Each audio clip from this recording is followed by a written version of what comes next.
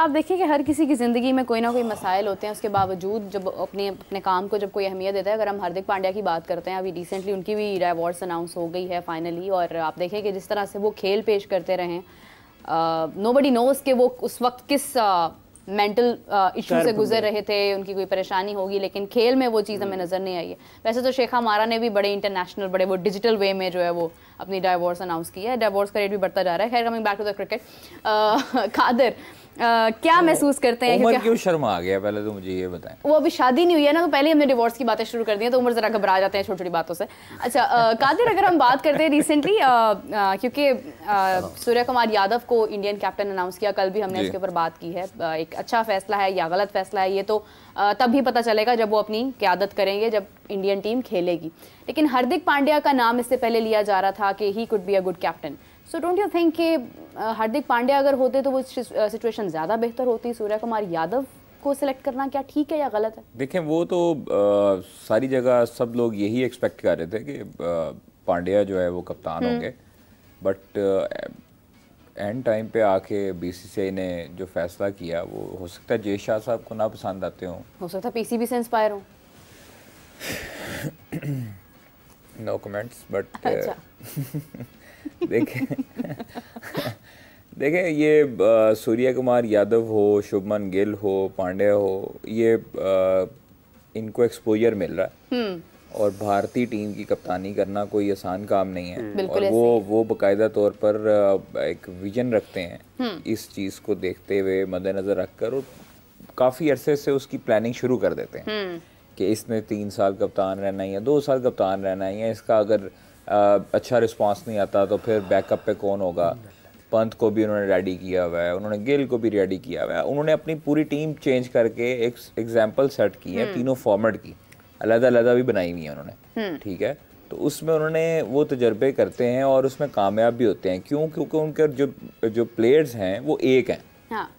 जब आपकी टीम अपने मेंटल स्ट्रेस से निकलकर, अपनी ज़ातियात से निकलकर अपने मुल्क के लिए खेलेगी, तो वो ऑब्वियसली 100% देने की कोशिश करेगी। इंडिया का वर्ल्ड कप जो फाइनल था, उसमें एक मौके पर ऐसे लग रहा था कि रन बॉल है और 30 बॉलों पे 30 है और हो जाएगा, बिल्कुल ऐसे। लेकिन वो लोग जो हार नहीं ना मानते, जो लोग हार नहीं मानते, वो हारते भी नहीं है, ठीक है। आपके प्लेयर्स अगर 30 बॉलों पे 30 चाहिए होता, तो मैं उनकी बॉडी लैंग्वेज देखता कि वो कैसे सर्वाइव करते इसको, ठीक है।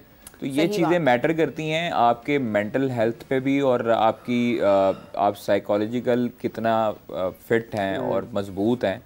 कैप्टेंसी करना आसान काम नहीं होता। देखें, ग्राउंड में आपने 11 खिलाड़ियों को तो चलाना ही है, उसके बाद आपको फिक्र होती है अपनी आवाम की, ठीक है, उनके तमाम तर जो डिसीजंस हैं उनकी।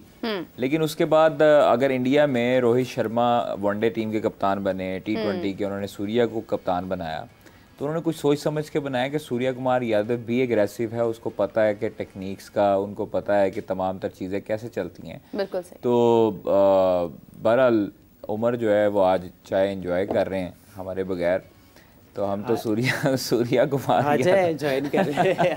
हाँ साहब, ये देखिए, ये जादू नहीं हो गया एकदम? फलूदा खाते खाते से चाय दे मन गए यार। नहीं वो अच्छा, अभी ऐसे कादिर बता रहे ना उनका हार्दिक का, और हुआ ये है कि जो इंडिया में बात हो रही है, पहले ये है कि हार्दिक के बारे में शायद गौतम और उसके सीनियर क्रिकेटर्स की बात हुई है, तो मुख्तलिफ ख्यालात रखते हैं लोग इंडिया में भी इस हवाले से कि क्योंकि अगर आप मेरिट की बात करते हैं या फिर एक प्रोसेस की बात करते हैं, तो उसमें पांड्या का नंबर पहले आता था। लेकिन जो माजी करीब में वाक़यात हुए, उनको देखकर शायद जो फैसला साज है उनका यह ख्याल बदला है कि टीम को ज़्यादा बेहतर अंदाज में चलाने के लिए उन्हें किसी और तरफ देखने की ज़रूरत है। बिल्कुल, मेरा ख्याल है कि उसमें ये जो IPL का ये वाला एडिशन गया है ना, उसमें जिस तरह से कंट्रोवर्सीज हुई हैं, उसने भी बड़ा इम्पैक्ट अदा किया है। और दूसरा जो है उसके साथ जो गौतम आए हैं हेड कोच, उनका भी इसमें किरदार है, और जो सीनियर क्रिकेटर्स हैं उनकी भी राय उसमें शामिल है, BCCI ऑफिशियल्स के साथ साथ है। इसके साथ सूर्या जो है उन्होंने कप्तानी की थी 2023 के वर्ल्ड कप के बाद, ऑस्ट्रेलिया सीरीज़ हुई थी 8 मैचों में किया है कप्तानी और उन्होंने वहाँ पर वो सीरीज़ इंडिया ने जीती थी। अब देखना ये है कि ये फैसला कैसे, वैसे जब वर्ल्ड कप खेलने के लिए गई थी इंडिया की टीम तो हार्दिक और रोहित के बारे में भी बहुत ज़्यादा ये इतलात नहीं थी कि शायद ये पता नहीं, चूँकि इनके ताल्लुकात ड्यूरिंग IPL बहुत अच्छे नहीं थे, लेकिन रोहित ने बड़े अच्छे अंदाज में अपने ड्रेसिंग रूम को संभाला और उसने जो उनके प्लेयर्स की ट्रू पोटेंशियल थी उससे काम लिया और वो वर्ल्ड कप जीतने में कामयाब हो गए। सूर्या के लिए और गौतम दोनों के लिए एक चैलेंज ज़रूर होगा कि वो कैसे टीम के ड्रेसिंग रूम के माहौल को ठीक रखते हैं। लेकिन जो एक चीज़ इससे ज़्यादा नज़र आ रही है वो ये है कि शायद शुभमन गिल तैयार हो रहे हैं मुस्तकबिल के लिए ऑल 3 फॉर्मेट्स की कप्तानी को अगर आप सामने रखते हैं, क्योंकि आप देखें कि अभी वो जिम्बाब्वे के खिलाफ कप्तानी करके आए हैं और यहाँ पर श्रीलंका में जो उनकी वनडे और T20 दोनों का स्क्वाड अनाउंस हुआ, उसके दोनों के वाइस कैप्टन जो हैं वो शुभमन गिल हैं। तो अभी तो चूँकि वनडे में और टेस्ट मैचेस में रोहित कप्तानी कर रहे हैं, लेकिन अगर ये कारकर्दगी का सिलसिला बरकरार रखते हैं बेहतर क्या शुभमन गिल ज़ाती हैसियत में, चूँकि वो बैसियत बल्लेबाज उनकी पहले टीम में सिलेक्शन होनी है और अगर वो अपनी कारकर्दगी से ज़ाती कारकर्दगी उनकी मुतासर कुन रहती है और वो प्लेइंग 11 का लाजमी हिस्सा बने रहते हैं तो फिर उनके लिए ये एक रास्ता ज़रूर खुल सकता है आने वाली क्रिकेट में, आने वाले दिनों में, कि ये ऑल 3 फॉर्मेट्स के लिए इंडिया की कप्तानी इस एक आज के दिन में वो सक्सेसफुल होते हैं बैसियत बल्लेबाज या नहीं होते हैं, उनकी प्रोग्रेस रुकती तो नहीं है कहीं जाकर, ये सारी चीज़ें उनके मुस्तकबिल पर असरअंदाज हो सकती हैं। अगर वो खेलते रहते हैं बैसियत बैट्समैन ठीक, तो फिर उनके लिए एक दरवाज़ा खुल सकता है आने वाले दिनों में। लेकिन जहाँ तक ताल्लुक़ इस चीज़ का है कि जो अभी T20 टीम की कप्तानी है उसमें लोगों की राय मुख्तलिफ पाई जाती है, शायकीन के हद तक जो क्रिकेट कवर करने वाले लोग हैं उनका भी ये ख्याल था कि हार्दिक का आना बेहतर था, लेकिन साथ ही साथ जो मसाइल हैं वो भी ज़ेरे बहस ज़रूर हैं। तो अब जो चैलेंज होगा गौतम के लिए भी और सूर्या के लिए कि वो अपनी टीम के माहौल को कैसे ठीक रखते हैं। अगर तो वो ड्रेसिंग रूम ठीक रहता है तो सब अपनी माहौल भी खुशगवार रहेगा, हाँ, जो जिम्मेदारियां हैं वो ठीक तरीके से निभाते रहते हैं तो ठीक है। अगर कहीं ना कहीं गड़बड़ होगी तो वो मुझे कल ये भी सुनने को मिला है कि शायद ये जुड़ी हुई हैं चीज़ें कारकर्दगी के साथ। ऐसा नहीं है कि ऑल आउट सूर्य कुमार यादव हर जगह पर आपको नज़र आएंगे। अगर टीम की कारकर्दगी ख़राब होती है T20 में, चूंकि वर्ल्ड चैंपियन टीम है, तो वो देख सकते हैं कहीं ना कहीं किसी और जगह पर भी देख सकते हैं।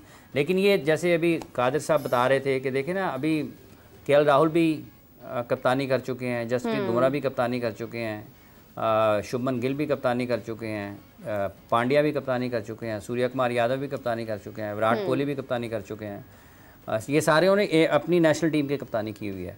अब ये जो वर्ल्ड कप टीम खेली थी इसमें जसप्रीत बुमराह भी कैप्टन कप्तानी का तजुर्बा रखते हैं, रोहित शर्मा कप्तानी कर रहे थे, विराट कोहली भी कप्तानी कर रहे थे और उसके साथ सूर्य कुमार यादव भी तो 4-5 कप्तान अगर एक ड्रेसिंग रूम में खेल रहे थे और उनकी टीम की कारकर्दगी बिल्कुल 100% रही है और कोई चीज़ ऐसी नज़र नहीं है कि आप उसको मनफी अंदाज में ले सकें। सो ये अच्छी मैनेजमेंट जो है, प्लेयर मैनेजमेंट जो है वो वहाँ पर रही है राहुल द्रविड़ की मौजूदगी में। तो गौतम के लिए सबसे बड़ा हदफ यही होगा कि क्या आप इस यूनिट को बरकरार रख सकेंगे या नहीं। बिल्कुल सही हाफिज साहब, जिस तरह से आप बात करें कि एक इम्तिहान जिस तरह सूर्य कुमार यादव के लिए है, वहीं पर दूसरा इम्तिहान गौतम गंभीर के लिए भी है और देखना ये है कि किस तरह से इंडियन टीम अपना एक जो मोराल उन्होंने सेट किया उसको आगे कंटिन्यू करेंगे, अपना जो एक टारगेट सेट किया उसको आगे बढ़ाएंगे। प्रोग्राम एंड करने का वक्त होता है, हम आपसे मिलेंगे 4 PM। हाफिज साहब, कादिर साहब, आपका बहुत शुक्रिया, thank you for joining us. Umar और मुझे इजाज़त दीजिए नाजरीन, 4 PM पर हम आपको ज्वाइन करेंगे दोबारा। तब तक के लिए अल्लाह हाफिज़।